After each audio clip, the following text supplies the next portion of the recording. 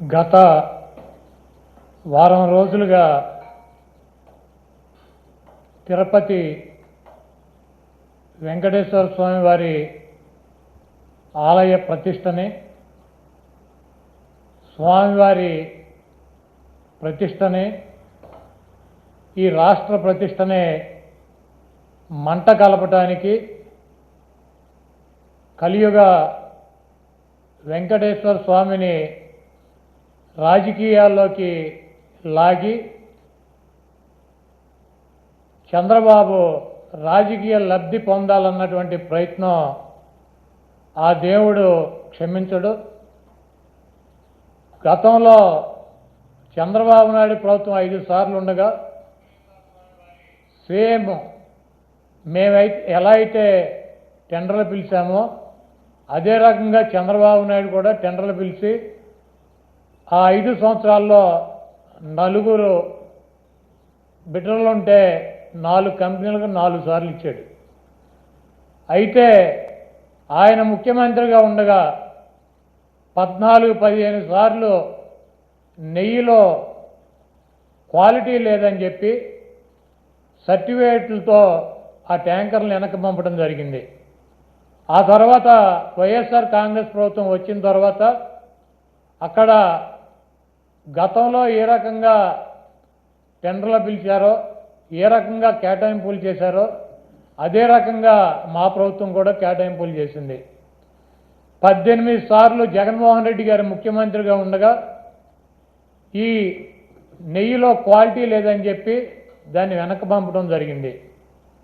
ప్రతి వెహికల్ని తిరుమల తిరుపతి దేవస్థానానికి వచ్చేటువంటి ప్రతి దాన్ని కూడా ఇన్స్పెక్షన్ చేసి దాంట్లో లోపాలు ఉంటే దాన్ని వెనక్కి పంపించి అది వాళ్ళకి కావలసినట్టు ఉంటేనే అక్కడ దించుకునేటువంటి పరిస్థితి ఉంటుంది. ఇది గత ప్రభుత్వాలు గత 100 సంవత్సరాల నుంచి వచ్చేటువంటి ఆనవాయితీ.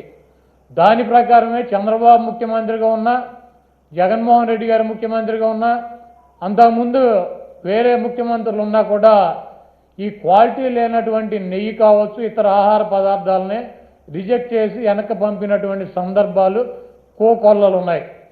అదే విధానంగా చంద్రబాబు నాయుడు ముఖ్యమంత్రి అయిన తర్వాత 4వ తారీఖు జగన్మోహన్ రెడ్డి గారు జూన్ 4న ఆయన రాజీనామా చేశాడు ఈ రాష్ట్రానికి ముఖ్యమంత్రిగా.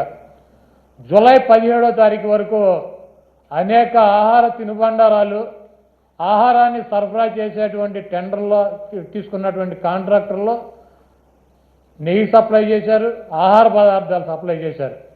వాటిల్లో చంద్రబాబు ముఖ్యమంత్రిగా ఉండగా 17వ తారీఖున వచ్చినటువంటి ఒక ట్యాంకర్లో వాళ్ళకు కావాల్సినటువంటి మెజర్మెంట్స్లో లేదు నెయ్యి, కాబట్టి మేము దీన్ని రిజెక్ట్ చేస్తున్నాం అని చెప్పి దాన్ని వెనక పంపడం జరిగింది.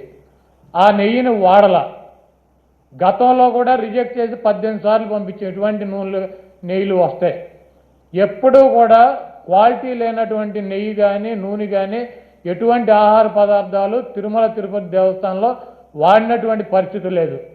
17వ తారీఖున జూలై 17వ తారీఖున ఏం ఫస్ట్ టైం కాదు రిజెక్ట్ అవటం, కొన్ని 100 సార్లు రిజెక్ట్ అయినాయి అదే తిరుమల తిరుపతి దేవస్థానంలో. దానిని చంద్రబాబు నాయుడు రాజకీయ లబ్ధి కోసం జంతువుల కొవ్వు కలిసింది, ఆ కొవ్వుతో లడ్డూలు తయారు చేశారు, వాటిని ప్రసాదాలుగా భక్తులకు ఇచ్చారు.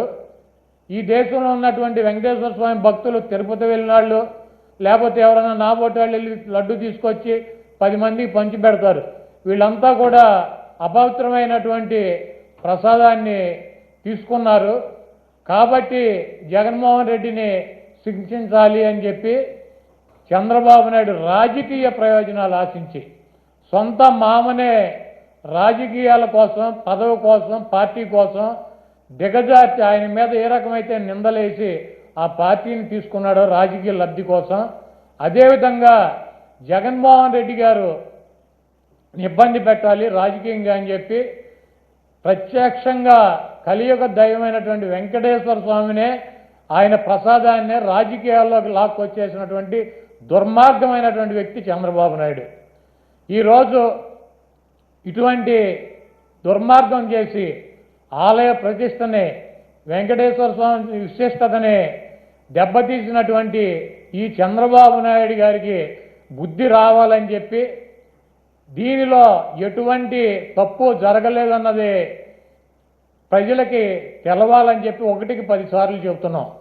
ఎందుకంటే ఆ ప్రసాదం సేవించినటువంటి ఏ భక్తుడు కూడా కలిసి ప్రసాదాన్ని తీసుకోవాలా, అక్కడ రిజెక్ట్ అవుతుంది.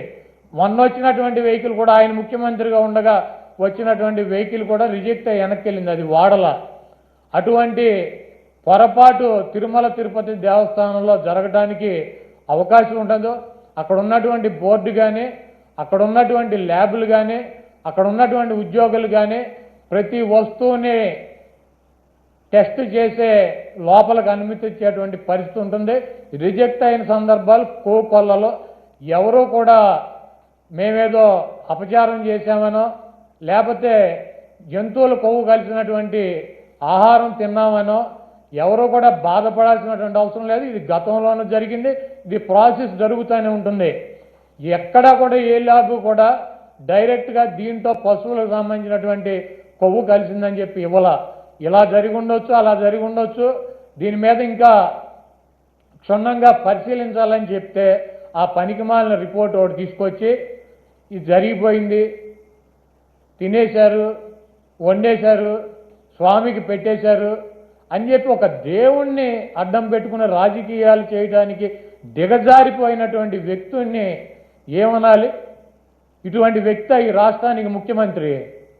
అంత ప్రతిష్ట కలిగినటువంటి గుడిని, అన్ని మహిమలు కలిగినటువంటి ఆ స్వామిని రాజకీయాల కోసం ఎవడన్నా అన్నం తినేవాడు బజారు లాగుతాడా? చంద్రబాబు నాయుడు భక్తుడా? నాకు 50 సంవత్సరాలు, 50 సంవత్సరాలు 40 సార్లు నేను తిరుపతి వెళ్ళా, 20 సార్లు గుండు కొట్టించుకున్నా, 15 సార్లు కింద నుంచి నడిచి వెళ్ళా. ప్రతి సంవత్సరం వెళ్తా. చంద్రబాబు నాయుడు ఎన్నిసార్లు గుండు కొట్టించుకున్నాడు అక్కడికి వెళ్ళి? వెంకటేశ్వర స్వామికి ఇష్టమైనది ఏంటి? భక్తులు మహిళలు కూడా వెళ్ళి గుండు చేయించుకుంటారు, మహిళలు కూడా వెళ్ళి గుండు చేయించుకుంటారు. ఈయన ఎన్నిసార్లు చేయించుకున్నాడు? ఈయన వెంకటేశ్వర స్వామి భక్తుడా? రాజకీయాలకు వెంకటేశ్వర స్వామిని వాడుకుంటాడు. జగన్మోహన్ రెడ్డి గారిని రాజకీయంగా దెబ్బ కొట్టాలంటే నువ్వు డైరెక్ట్ రా, ఆయన సిద్ధంగా ఉన్నాడు. వెంకటేశ్వర స్వామిని, మతాలని, కులాలని విచ్ఛిన్నం చేసి ఇది పెద్ద కుట్రగా మేము భావిస్తున్నాము. దీని మీద ఎటువంటి ఎంక్వైరీ అయినా సిద్ధంగా ఉన్నామని చెప్పి జగన్మోహన్ రెడ్డి గారు సుప్రీంకోర్టు న్యాయమూర్తికి, ప్రధాన న్యాయమూర్తికి లేఖ రాశారు.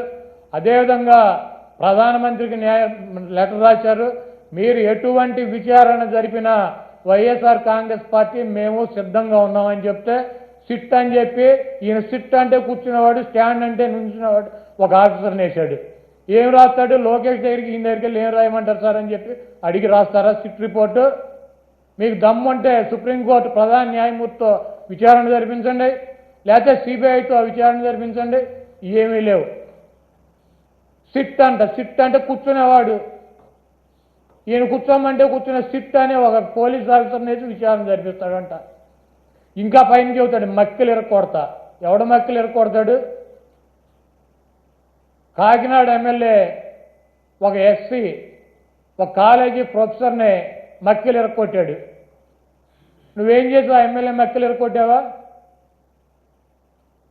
వెస్ట్ గోదావరి జిల్లాలో ఈ రాజ్యాంగాన్ని రచించినటువంటి డాక్టర్ బిఆర్ అంబేద్కర్ గారి పటాన్ని చించి అవతల వారేశాడు. అక్కడ దళితులు ఆందోళన చేస్తున్నారు 2 చోట్ల కూడా. నువ్వేం చేసావు? 2 ఎమ్మెల్యేలు మక్కిలు ఎరకొట్టావా? ఈ రాష్ట్రంలో నీ పార్టీ కార్యకర్తలు, నాయకులు బరి తెగించి రోడ్ల మీద వైఎస్ఆర్ కాంగ్రెస్ పార్టీ కార్యకర్తలను చంపుతున్నారు, నాయకులను చంపుతున్నారు. ఇలా మక్కిలు ఎరకొట్టావా? వాళ్ళ మీద కనీసం కేసులు పెట్టగలిగావా? నువ్వు నీ పార్టీ వాళ్ళ మక్కిలు ఎరకొట్టలేవు, నువ్వు వచ్చి అవతల వాళ్ళ మక్కిలు ఎరకొడతా. ఇవన్నీ పోసుకోవాలి కబుర్లు ఎందుకు?